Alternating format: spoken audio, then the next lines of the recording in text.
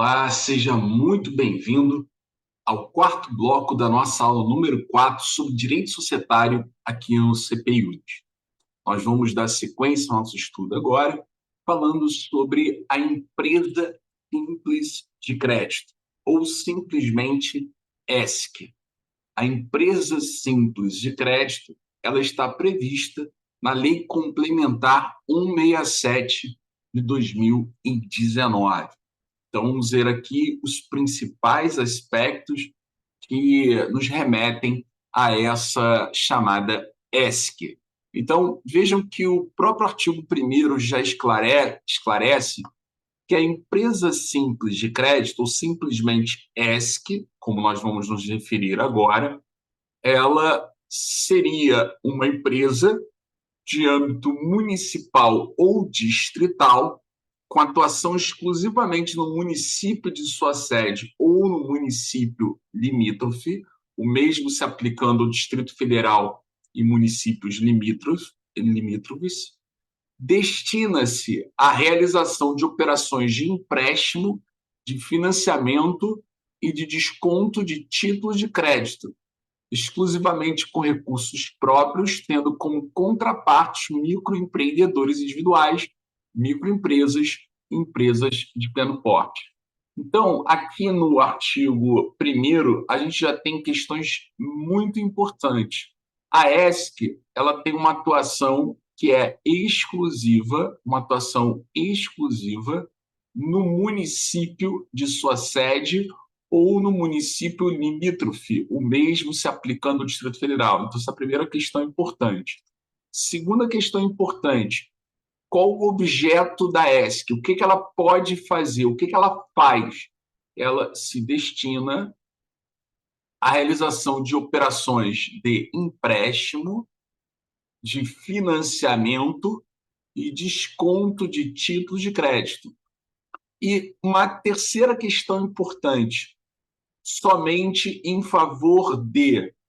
Aliás, antes disso, terceira questão importante: exclusivamente com recursos próprios, então isso também aqui é importante. E a última informação, tendo como contrapartes microempreendedores individuais, o famoso MEI, microempresas, empresas de pequeno porte.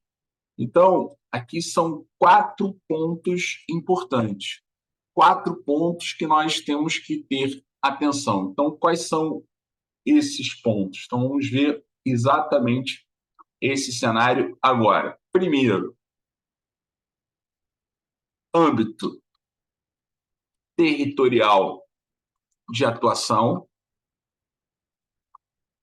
município da sede ou limítrofe.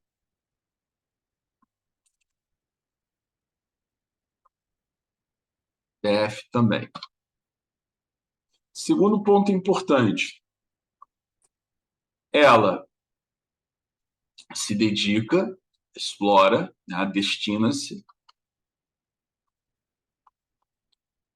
a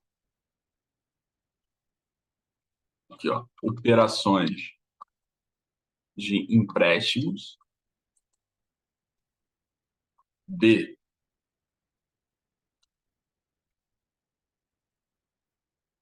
financiamento e C, desconto de títulos de crédito. Terceiro ponto importante, exclusivamente com recursos próprios. Ou seja, ela não pode, por exemplo, pedir um empréstimo bancário e simplesmente, através desse capital de giro obtido através de um empréstimo bancário, ela simplesmente financiar a sua atividade. Ela tem que ter recursos próprios. 4,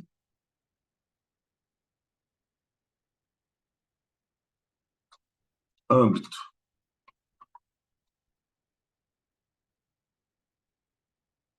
objetivo somente em favor de microempreendedor individual, microempresas ou EPP. Então, deixa eu botar assim, ME e EPP.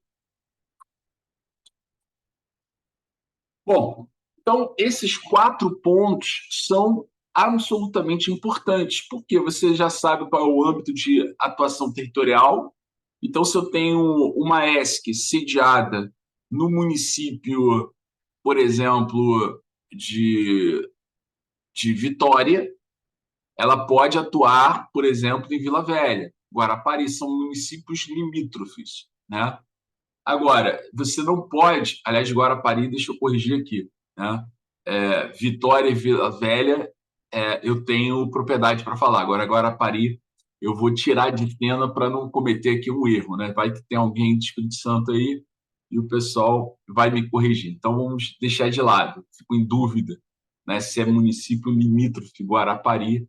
Acho que não. Então, vamos ficar no exemplo Vitória e Vila Velha, que aí são municípios limítrofes.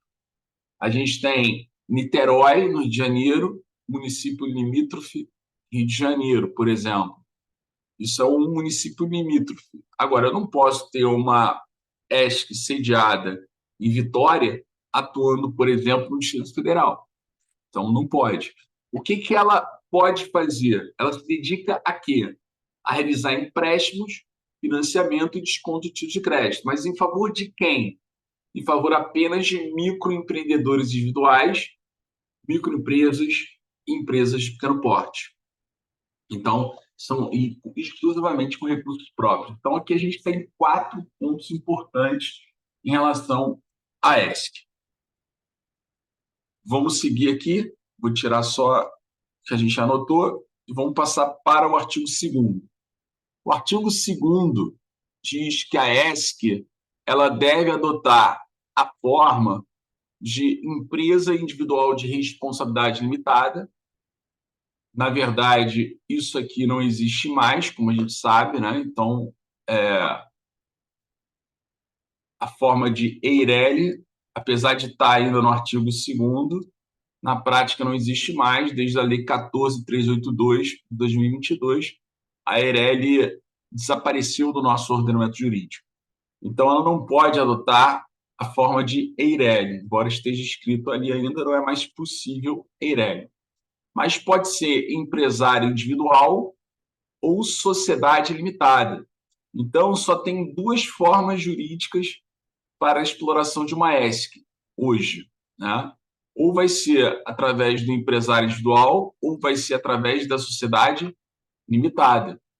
Hoje, nós só temos essas 2 formas jurídicas, sociedade limitada ou empresário individual. Então, por exemplo, não pode ser através de uma sociedade de nome coletivo, como a dita simples, não pode ser sociedade simples, não pode ser uma SA, só pode ser, se for sociedade, só pode ser hoje sociedade limitada. E, quando for pessoa física que não queira constituir uma sociedade, pode ser através do empresário individual.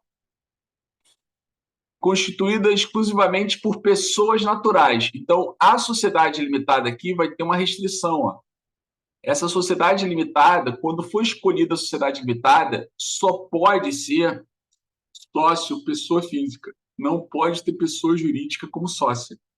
Então, uma sociedade limitada que se dedique à exploração da atividade relacionada à empresa simples de crédito, ela só pode ter como sócios pessoas físicas, não pode ter pessoa jurídica. Pode ser uma limitada unipessoal? Pode, não tem problema nenhum, mas desde que um único sócio seja pessoa física. Nome empresarial, artigo 2º, parágrafo 1º. O nome empresarial desta ESC tem que conter a expressão empresa simples de crédito, ou ESC, né, só abreviado, mas não poderá constar desse nome empresarial, de qualquer texto de divulgação de suas atividades, a expressão banco ou qualquer outra expressão que seja identificadora de instituição autorizada a funcionar pelo Bacen. Então, a gente não pode ter, agregando esse nome empresarial, a expressão banco, instituição financeira, ou qualquer outra instituição que seja autorizada a funcionar pelo Bacen. Artigo 2º, parágrafo 2º, capital inicial da ESC, seus posteriores aumentos de capital deverão ser realizados integralmente em moeda corrente. Então, só pode, portanto, integralizar o capital com dinheiro. Só pode integralizar o capital, portanto, com dinheiro. Artigo 2º, parágrafo 3º, o valor total das operações de empréstimo, de financiamento e desconto de títulos de crédito, que são os objetos que a ESC pode explorar, não poderá ser superior ao capital realizado. Então, se, por exemplo, o capital realizado for de R$1 milhão, ela não pode fazer empréstimos que superem R$1 milhão.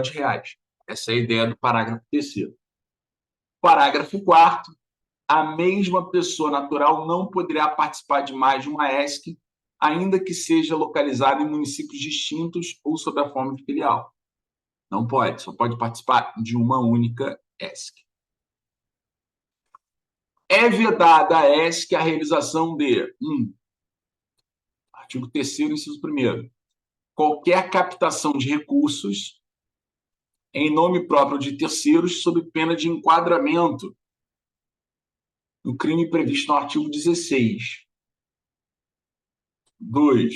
16 da Lei 7.492. Artigo 3º, inciso 2º, operações de crédito na qualidade de credora com entidades integrantes da administração pública direta, indireta e fundacional de qualquer dos poderes da União, dos Estados, do Distrito Federal e dos municípios. 4. Artigo 4º. A receita bruta anual da ESC não poderá exceder o limite da receita bruta para empresa de pequeno porte. A empresa de pequeno porte, conforme artigo 3º, inciso 2º da Lei Complementar 123 de 2006, é de até R$4.800.000. Então, esta deve ser a receita bruta anual máxima, relativa, portanto, a uma ESC.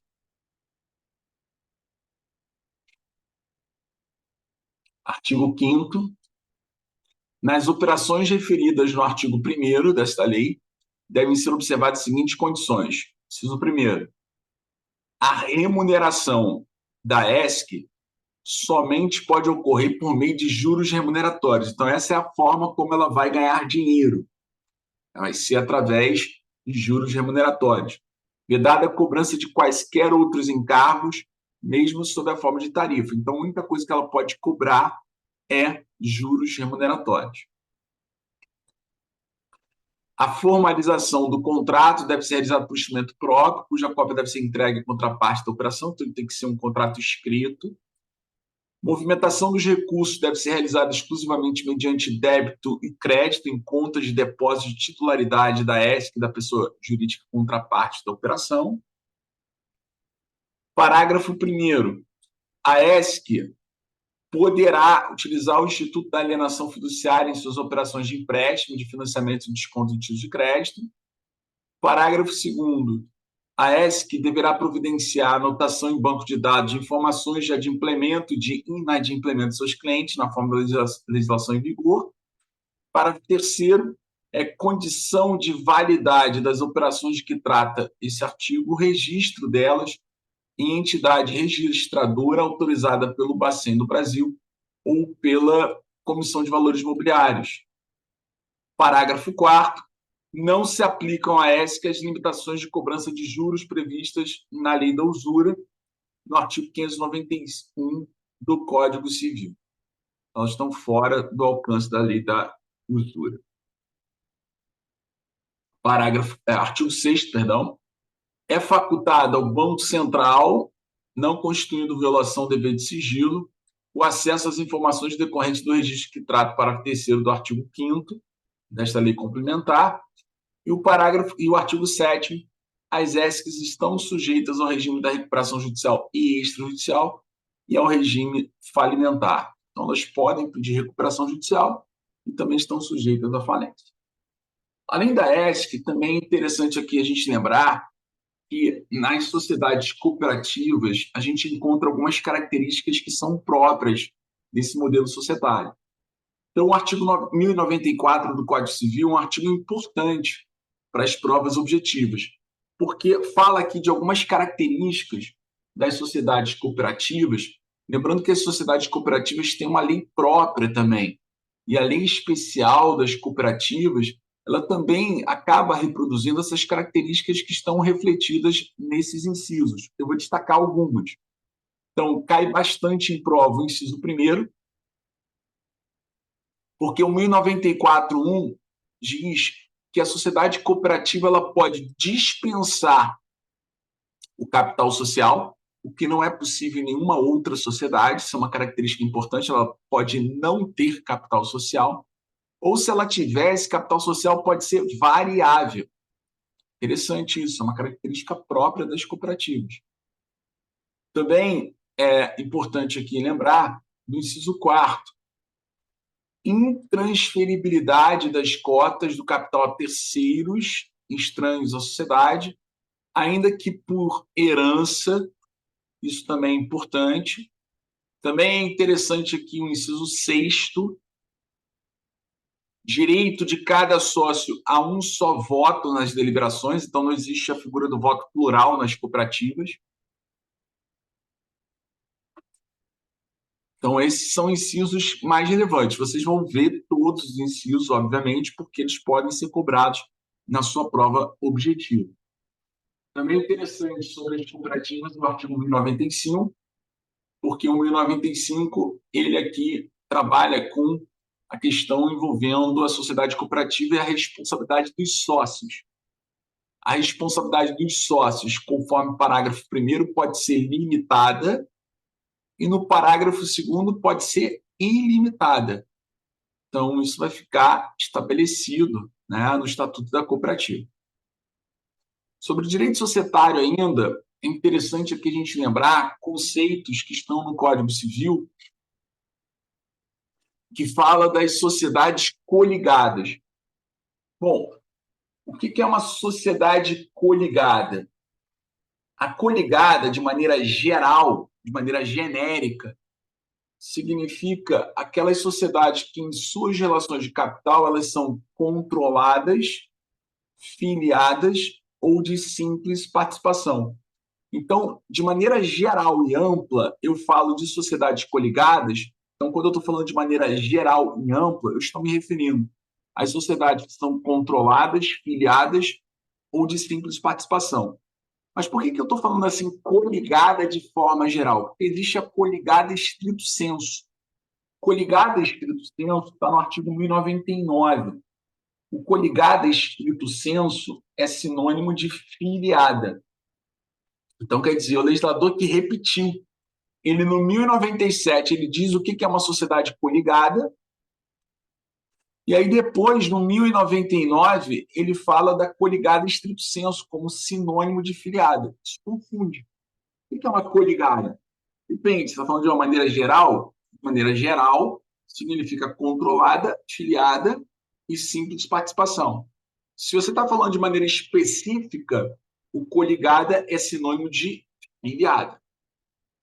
Bom, o que é uma sociedade controlada? A sociedade controlada será aquela que, direta ou indiretamente, será controlada por outra. Como? Inciso primeiro, sociedade cujo capital outra sociedade possua a maioria dos votos nas deliberações dos cotistas ou da Assembleia Geral e o poder de eleger a maioria dos administradores. Esse é o chamado controle direto. Então, controle direto, que a gente tem o controle direto. E no inciso segundo, eu vou ter, então, por consequência, o chamado controle indireto.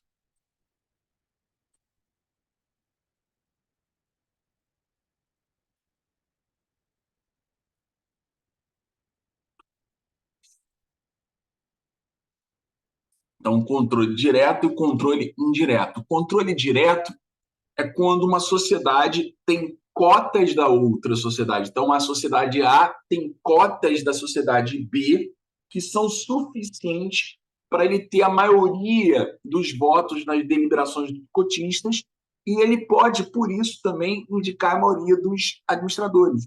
É um controle direto porque é exercido através das cotas que a sociedade A tem naquela sociedade B. Só que existe o controle indireto. O controle indireto é quando, por exemplo, você tem a sociedade X que controla a sociedade A diretamente e controla a B indiretamente através da sociedade A. Então, a X é a controladora de A. A, por sua vez, tem cotas da sociedade B que lhe garantem a maioria dos votos nas assembleias e a maioria desses votos lhe garantem o direito de indicar a maioria dos administradores.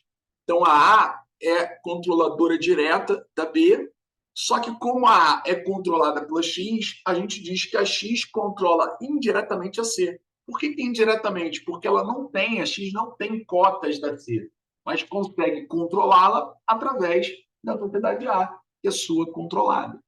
Então, a sociedade cujo controle referido nos incisos antecedentes esteja em poder de outra, mediante ações ou cotas possuídas por sociedades ou sociedade por estas já controladas. Coligada ou filiada, coligada aqui em estrito senso, quando você tem uma detenção de 10% ou mais do capital de outra, mas sem exercer o controle. Então, disse coligada ou filiada, a sociedade cujo capital outra sociedade participa com 10% ou mais do capital da outra, mas sem controlá-la. E simples participação, que é a detenção de menos de 10% do capital com direito ao voto. Então, se eu tenho mais de 10% e controlo, é controlada. Se eu tenho mais de 10% e não a controlo, é filiada. Se eu tenho menos de 10%, sem controle, evidentemente, eu tenho simples participação. Então, artigo 1100.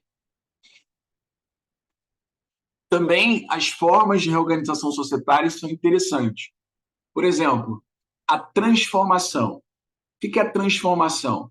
A transformação é a mudança de tipo societário. É uma sociedade limitada e vira uma sociedade anônima, ou vice-versa.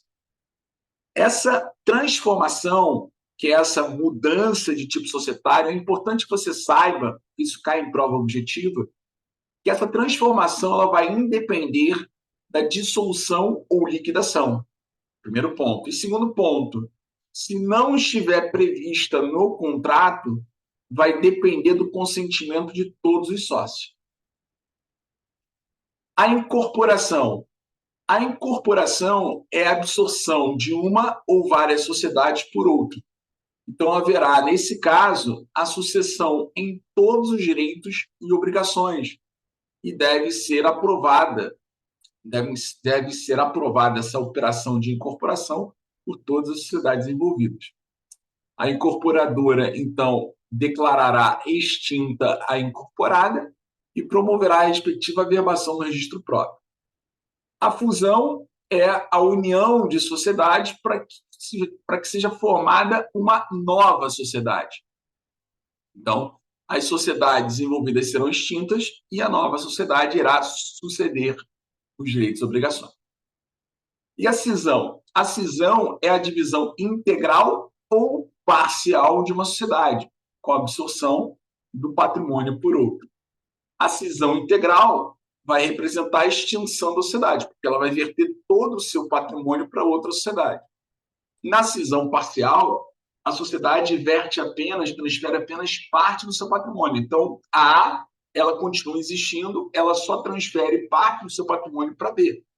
Essa B já pode ter sido constituída anteriormente, está recebendo esse patrimônio agora, ou ela pode ser constituída através do recebimento desse patrimônio de A. Na cisão parcial, então, parcela do patrimônio será vertido e haverá solidariedade entre a cindida e a sociedade que absorveu o patrimônio, salvo se o ato de cisão eliminar a solidariedade. Mas esse ato de cisão que elimina a solidariedade pode ser objeto de oposição no prazo de 90 dias pelo credor anterior à operação. Então, exemplo, transformação, então, mudança de tipo societário. A gente tem aqui uma sociedade anônima, que vai ser transformada numa sociedade limitada. Então, ela mudará o seu tipo societário para uma sociedade limitada. A transformação ela ocorre sem liquidação ou dissolução. E se não tiver previsto no contrato, precisa do consentimento de todos os sócios. Incorporação de sociedade. Nós vamos ter aqui duas sociedades envolvidas, a A, que vai ser incorporada, e a B, que vai ser incorporadora. Em razão da incorporação, a A vai ser extinta, a B vai absorver todo o patrimônio e vai suceder suas obrigações. Então, a A é extinta, e aí nós temos a B absorvendo o patrimônio. Então, agora o patrimônio de B é o que ela já tinha, que foi acrescido do patrimônio de A. E ela vai suceder as obrigações também de A, que foi extinta.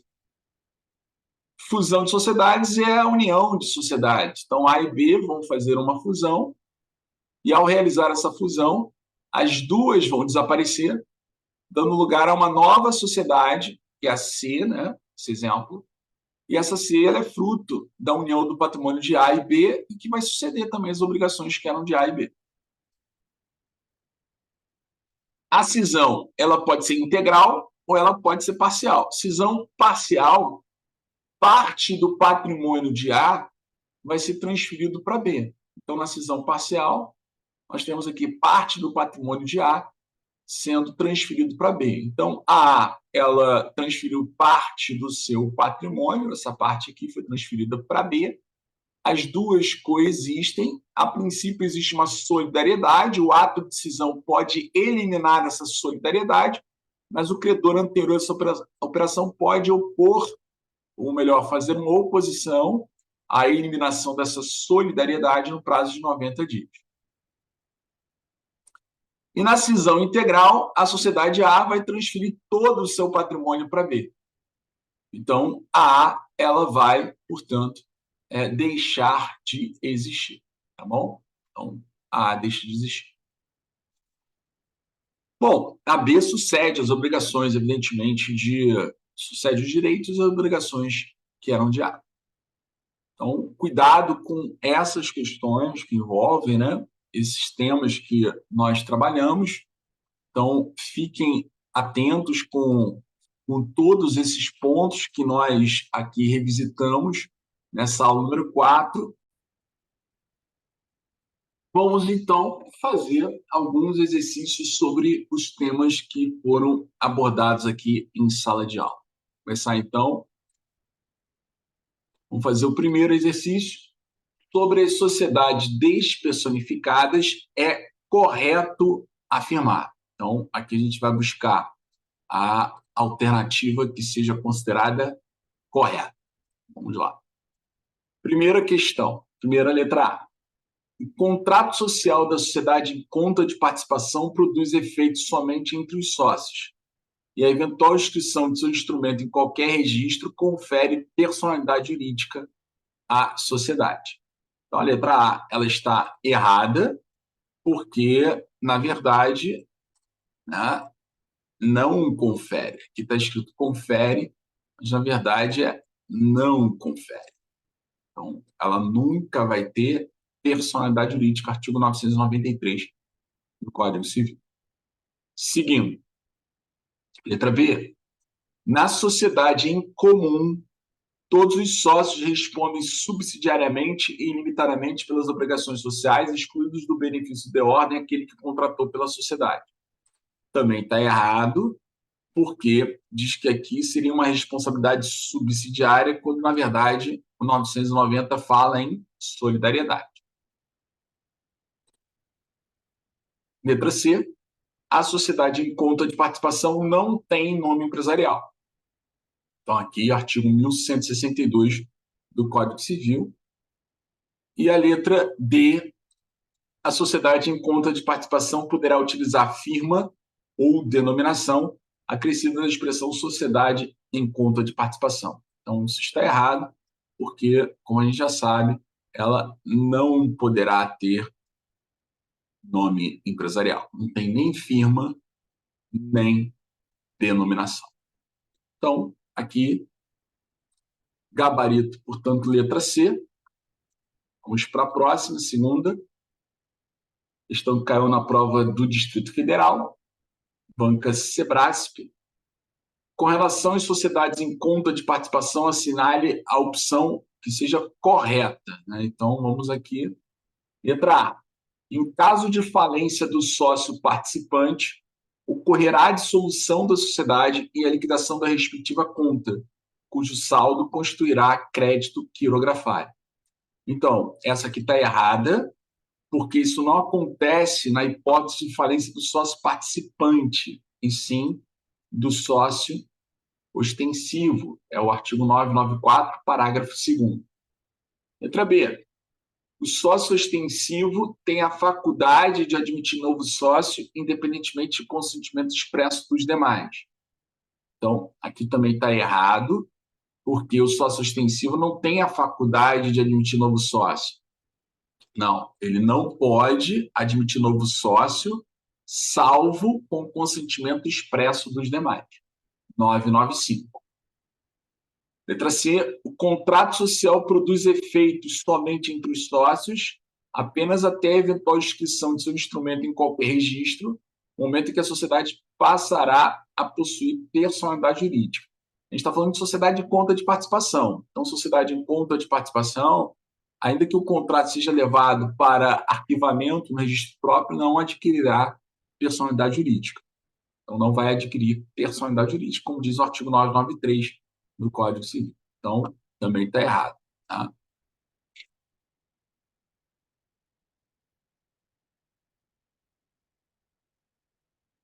Então, passará a possuir personalidade jurídica. Letra D.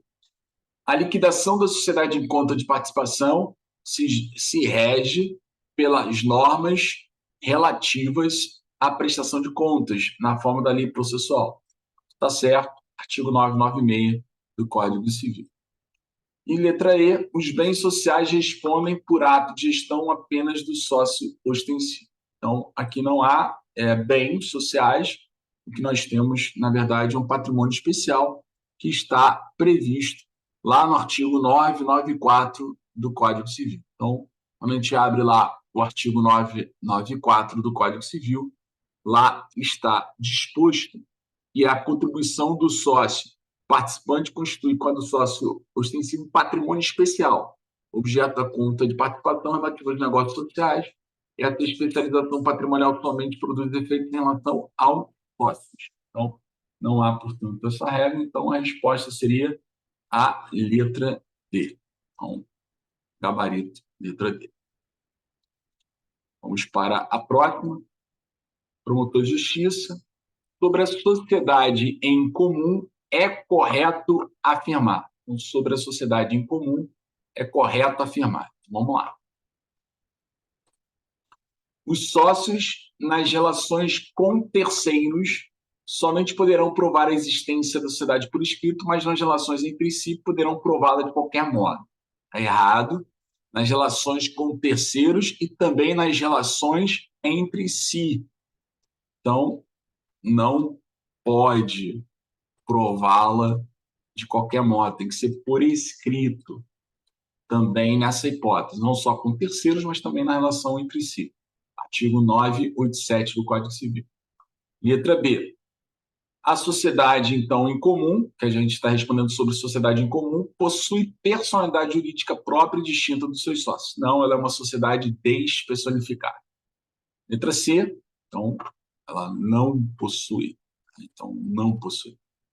Os bens sociais respondem apenas pelos atos de gestão praticados pelos sócios encarregados da administração, ainda que inexistente pacto expresso limitativo dos poderes dos sócios. Na verdade, o artigo 989 diz que os bens sociais respondem pelos atos de gestão praticados por qualquer dos sócios, salvo pacto expresso limitativo de poderes que somente terá eficácia contra o terceiro que o conheça ou deva conhecer.